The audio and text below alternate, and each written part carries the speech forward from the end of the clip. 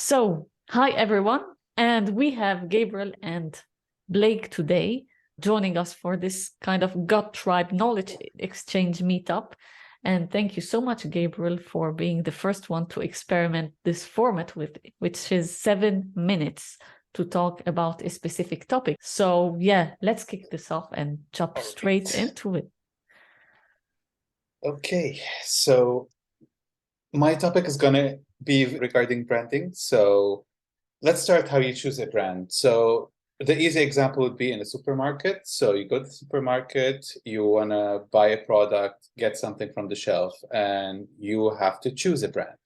The brand needs to appeal to you in a way or another. So it's either the look, it's either the feel, it's either the product that you got recommended from a friend or a family member, or that a brand that you've tried before. So you know the brand, you've tried it before, it already appeals to you, and you trust it.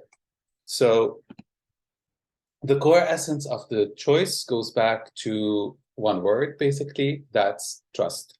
You trust the brand, you trust how it looks, you trust that it will provide you with the service that you're looking for. So trust is the key element here for the start of the relationship with the brand. So it's for the first step into this brand ecosystem. Some products look in a certain way because they target a certain market. So an easy example is Kinder and Ferrero Rocher. Both are chocolate brands, but each one has a different look, has different feel, talks in a different way to the market, has a different type of ads. So they're both very different in the way they approach the product and the way they approach their market.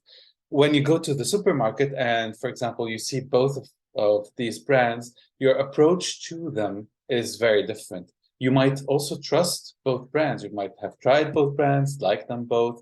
I want something fun, something just quick off the bat to enjoy while, let's say, going on a bus. I need a quick snack. I'll choose Kinder over Ferrero Rocher. If I want something that's more to present to guests, to have around the house to portray a certain elegance and status, I would go to the Ferrero Rocher brand. So the approach is different because how they speak to you and how they appeal to you is very different.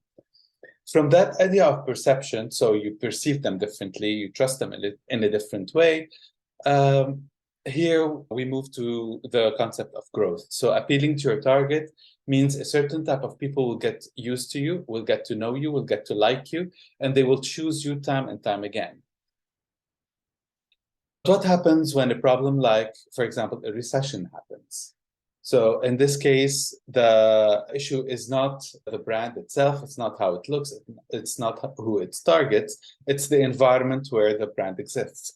There's a new challenge here, but there's already a brand established. So there's already a perception, as we said, an approach that the brand has. So that becomes the safety net for the brand. But how does that become the safety net for the brand? So your brand is the buffer. So it's like it will soften the blow of whatever challenge you're getting. It becomes your buffer. And how is that? A lot of people will cut their purchases. For example, let's talk about the concept of recession.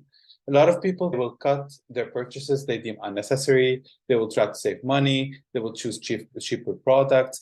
But if they trust you already as the brand, the perception of your brand in their mind will stay the same. It will not change. So they might end up like choosing you even if you're in the market that is difficult or in a situation that is difficult, because they only believe that they trust you. Basically, they only like what service that you provide to them.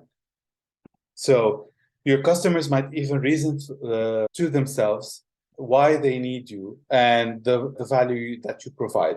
Because, of course, getting new clients might become a bit more complicated. So I think I mixed up a bit here, the idea, so I'll make it a bit clearer. So in the recession, for example, which is something that everyone's talking about right now, brands have an extra challenge that is beyond their control. So the trust and the perception of the brand is what is helping them stay in the market. So, for example, the whole, like, the getting new clients might become a bit more complicated. So the whole approach would be to keep the clients that they already have. So people that have already trusted them, customers that have already tried the product and believe in the product will probably return to them because they already have experienced the brand. So instead of getting new clients, the focus of the brand in a recession, for example, will become focused on the customers they already have and the trust they already approached. So how they pivot in the way, like, the brand pivots in a recession, for example, or in a challenge like a recession, is how the brand is like the cushion for the business. I don't know if you're understanding what I'm trying to say.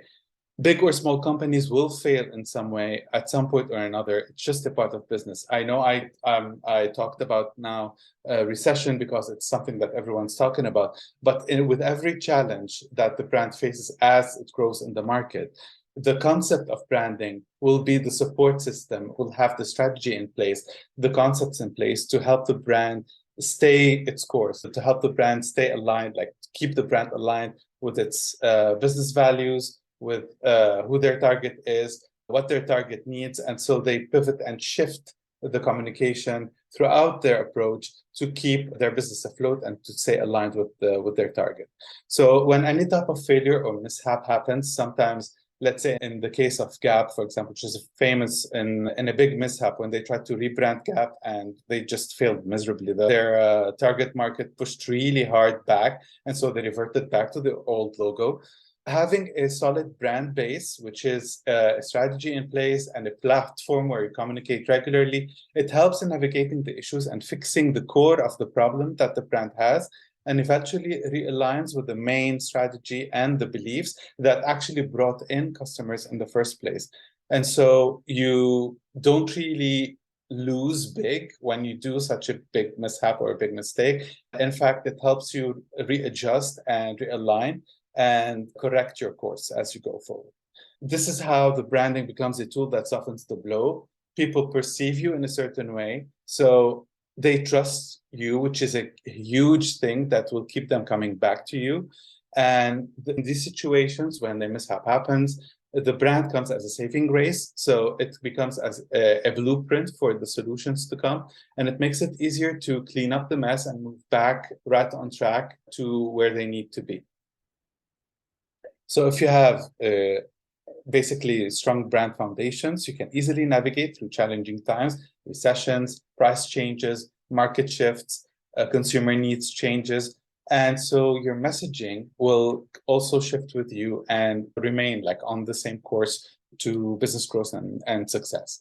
And you'll know what to do in these situations, and you know how to pivot back on the right track with all the core sets in place. So you'll know exactly what to say and what to do and how to change. For example, let's say you need to lower your costs for a certain period of time.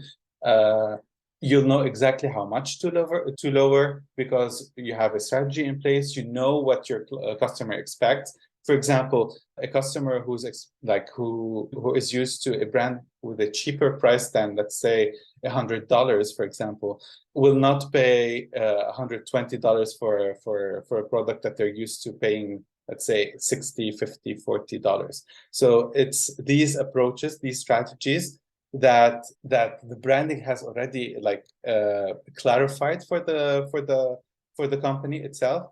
And so these situations will actually guide the branding experts and the companies on how to pivot to the right track and keep their core beliefs in place. What's the best approach to take when building your brand? It's actually, regardless of what the challenges that the brand faces, the approach is the evergreen approach, which is thinking long-term versus short-term. For example, one of the, I'm giving quick examples here for brands I've created. This Virgin brand isn't really following one specific trend that's trendy now. It's actually created to withstand time and for the longer term in mind. The same with this brand, Renew Short Stays. So it's doesn't really lock in a very specific time-sensitive visual trend, for example. It's a very classic in its approach. And so And so it can withstand time challenges throughout a longer period of time. So your approach needs to be long-term. Your creation of a brand needs to not just follow something that's really trendy now. And so this is my approach to creating a brand from the start. So in this presentation, we talked about the concept of brand, how it can help your company pivot on the long term, and how can you approach the brand creation on the long term. Cool. Thank you for that, Gabriel. So that was a little bit longer than 7 minutes, so I need to readjust that. I think I tried to speak quickly, but yeah, that's something I need to rethink, because 7 minutes, I did a talk once in 5 minutes. That was tough, but 7 minutes is also difficult for such a topic, especially that you picked. But thank you for that. I liked how you approach it, because there's always this misconception that a brand is a logo, for example, and like it's much more than that. Yeah. As designers, you would know that, as we would know that, but in general, some people would confuse this with just a logo and just brand identity, and this is just a small part of it. Exactly. It's how you talk, it's how you show yourself in the market, it's the packaging, it's the strategy in the wording you're going to use, it's the character of the brand. Like in our day and age, brands are people, basically, they're perceived as humans versus companies. So this is important to keep in mind. Cool. Thank you. I don't know, Blake, if there's anything you'd like to say, and whoever's watching this, leave a comment.